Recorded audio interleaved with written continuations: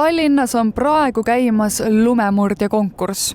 Ehk üle linna otsitakse sellist majahoidjat, kes suudab oma hallatavat teed alati lumevabana hoida.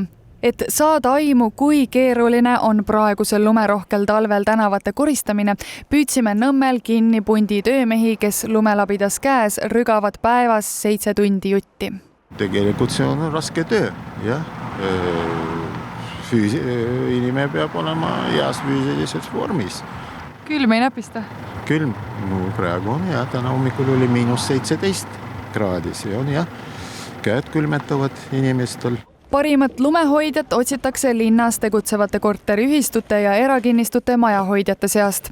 Näiteks Nõmme linnaosas, kus on palju kitsaid tänavaid ja eramaju, on kokku ligi 8600 sellist kinnistut, kus kojamees või majaomanik peab enda piirkonda hoidma lumevabana. Sel aastal, kus lund on väga palju olnud, võib küll öelda julgelt, et Nõmme kõik koduomanikud võiksid olla vabalt lumemurdja tiitlile väärilised, sellepärast et vähemalt 3 korda päevas siin sajukorjal tuleb rinda pista sellega, et lund rookida nii enda hoovialalt kui ka tegelikult aiataguselt, et meil kõigil oleks hea kõndida kitsastel tänavatel, et näiteks jõuda bussipeatusesse või kooli.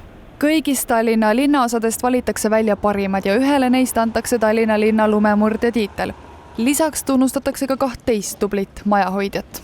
Lumemurdjale omaselt on need vajalikud tarvikud selleks, et igal talvel, kus lund sajab rohkesti, oleks võimalikult lihtne käsitseda siis vastavate tööriistadega seda lund selliselt, et võimalikult ruttu ja efektiivselt saaks see lumi ära puhastatud.